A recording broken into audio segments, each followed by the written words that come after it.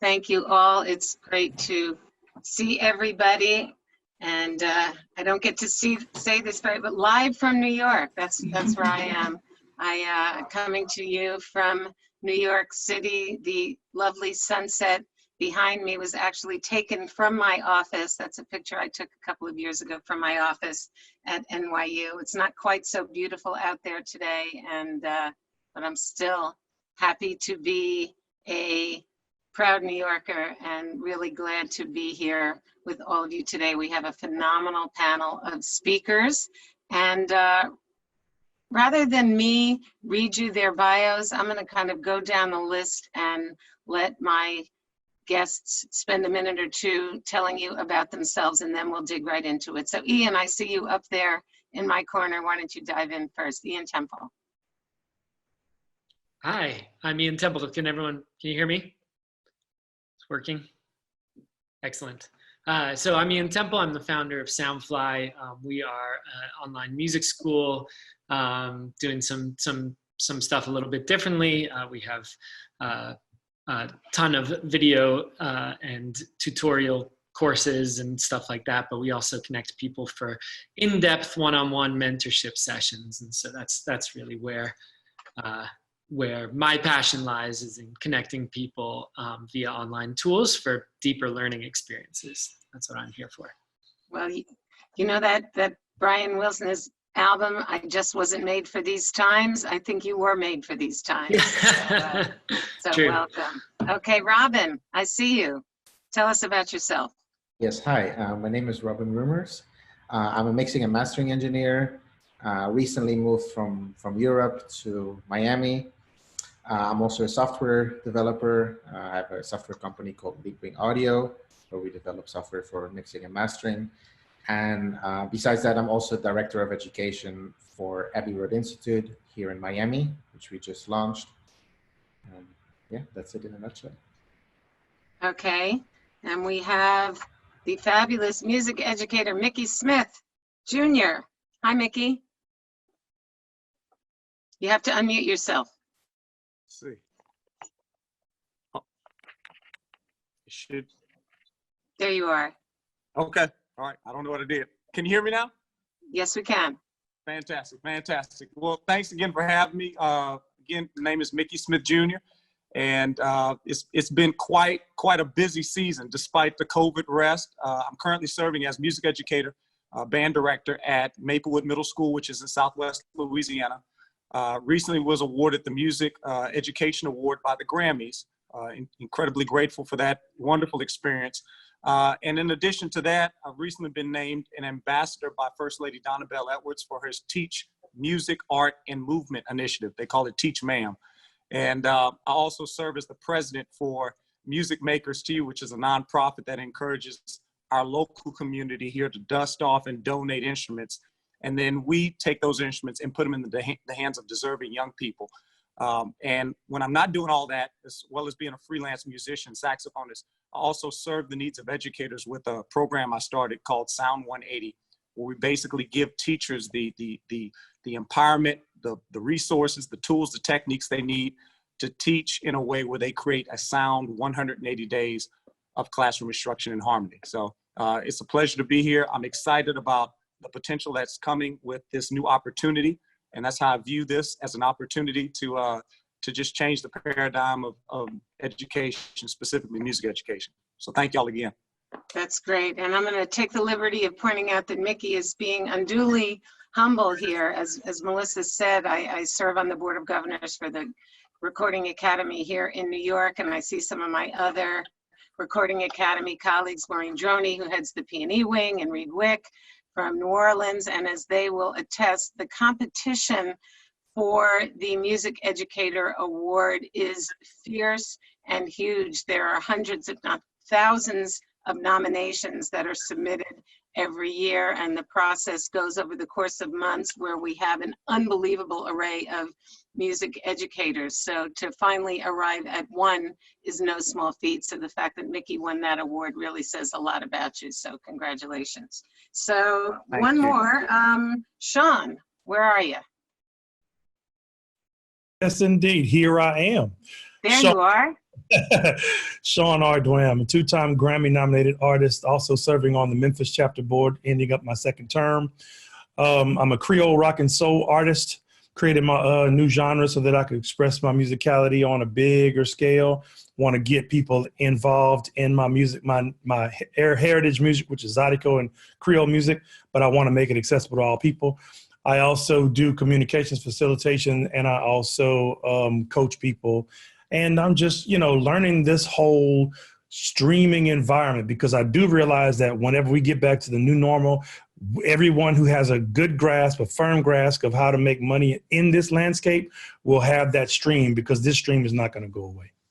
That's right. That's right. Sean also, everyone here is very modest. Sean comes from a royalty in New Orleans musical family. So we are very, very happy to have you. And just a quick word about myself. As Melissa said, I'm an entertainment lawyer specializing in music. I've been in private practice for a long time. That probably accounts for the gray hair.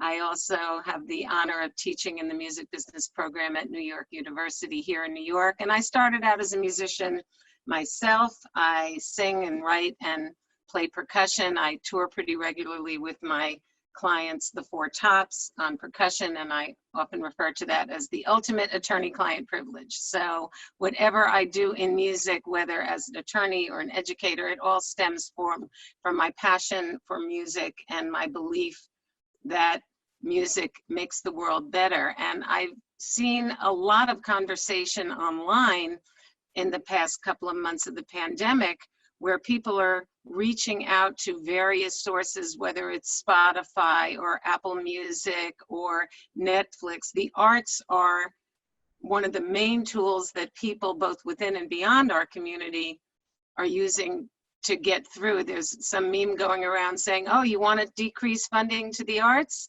How would you have gotten through the pandemic without Spotify and Netflix, right? So I think pretty much by definition, everybody that's here in this conversation is aware of this, but it bears repeating that the arts and music in particular are absolutely critical in general, but certainly in times like this. So Ian, I want to start with you. I'd like you to elaborate a little bit about the tools that you've used, how they worked pre-pandemic, and what you're doing in these times to try and reach people and help people and get people through.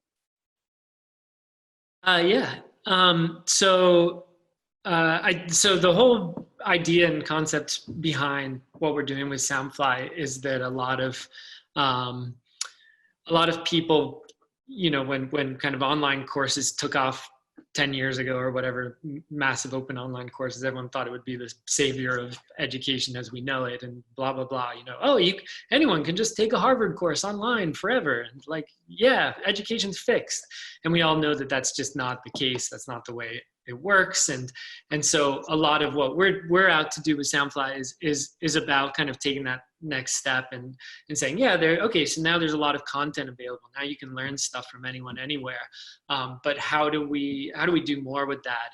And the mentorship program we put forward is one of the ways that we're helping people kind of get more out of online education and stuff like that. So that's kind of our perspective coming into this. I think what's been interesting is with the whole COVID-19 thing is that suddenly everyone's going to online education, everyone's going to these online courses and stuff like that, and experiencing really, serious difficulties. It's hard to learn stuff online.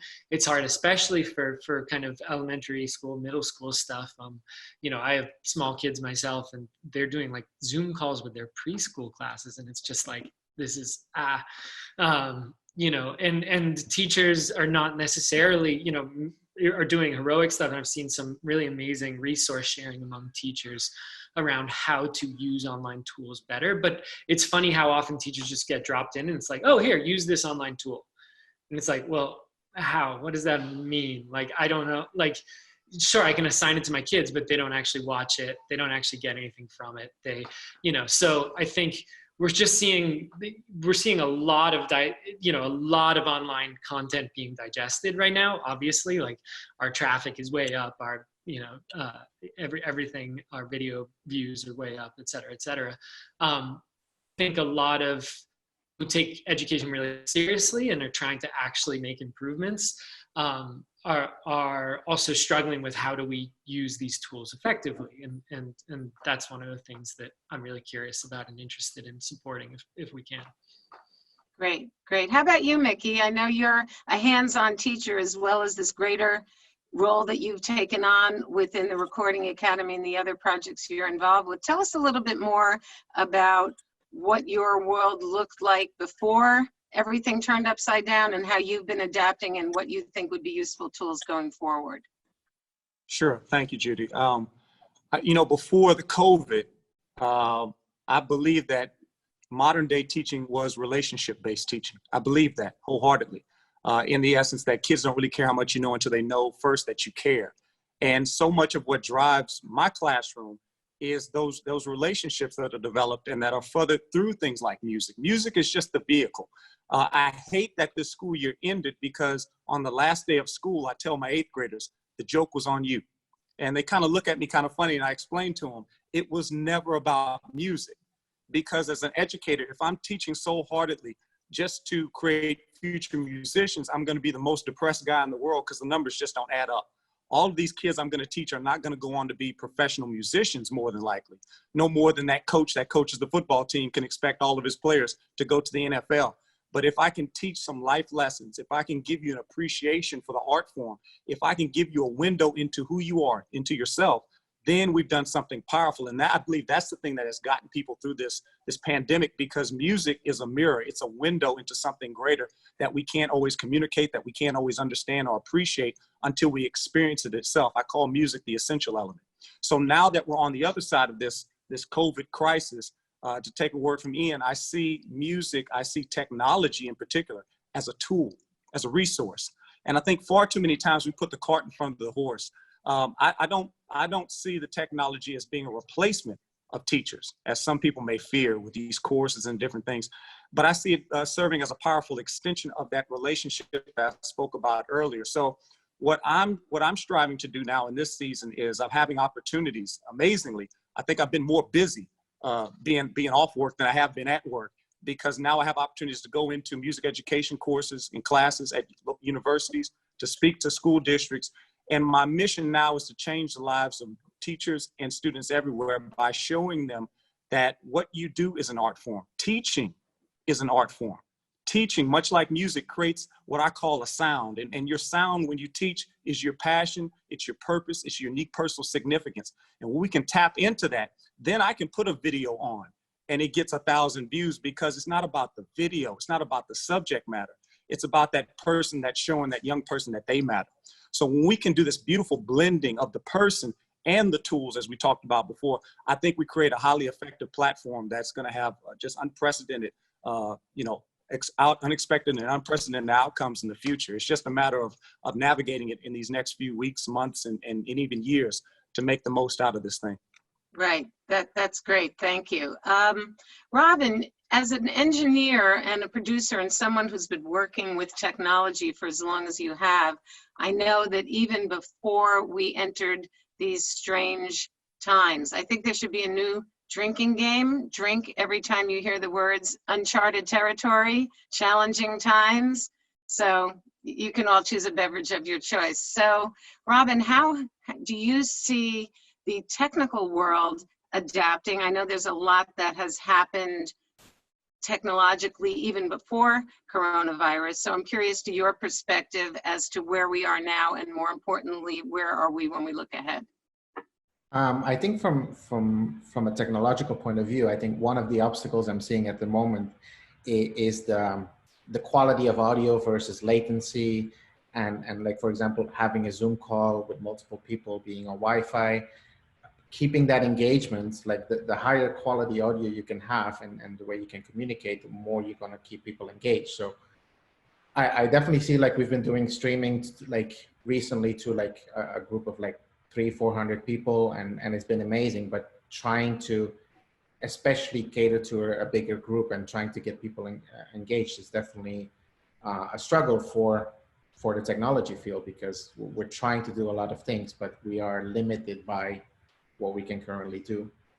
So I'm hoping that things kind of will evolve in that more so that we can keep people engaged. Because I totally agree with what has been said before. I think this is all a relationship-based concept. Well, not a concept, but it's about relationships. It's about creating this role between the teacher and the student, and by guiding them, understanding their problems, and figure out for each person how to develop their own sound and their uniqueness as an artist. And like, I think from technology, we can definitely still evolve in making that communication easier and more stable. And yeah. Right now, I definitely agree with what you said. I know for myself, as a teacher, it's uniquely challenging to try and engage a large room of students. So much of what we do is personal, it's professional, but music by definition has a personal context to it. There's magic, there's a mystique about it. It's sometimes difficult to convey that across a Zoom screen and to get people engaged. I think the subject matter is more compelling than most, but the ability to do it across the miles is difficult. So Sean, you're a frontline worker as a musician, and so much of what musicians do is about being in the room where it happens. What's this experience been like for you, and how do you see your role in reaching up and coming musicians in the times ahead? Okay, well, I'll address the role in reaching, since this is a teaching thing. I'll go there first. So as a wise person, notice what I said, as a more wise person / older guy, I feel an innate responsibility to reach out to the younger people who haven't really embraced technology like they should have, because I realized from watching this thing go from, the last 30 years of the musical landscape, I've watched it go from, just being a total hands-on thing to the internet, to the fact that the internet is the major source of consumption. So I'm reaching out to all these guys who are band leaders and content makers, and I'm trying to help them. After I go and research and learn how to do it, I go and try to teach them how to do it, because they have to, well, they don't have to, but they should choose to learn how to thrive in this landscape, because it's not going anywhere. So I've been reaching out to them personally, and after I do my lives or my the things that I do on the internet, they call and they go, well, how'd you get that sound that way? Well, how'd you do this? And so then I'll have a whole session with them where I, show them how to do it. But it was because I understood and I can see the trend. I was like, I got to figure this out. So I took like 3 days to figure it out.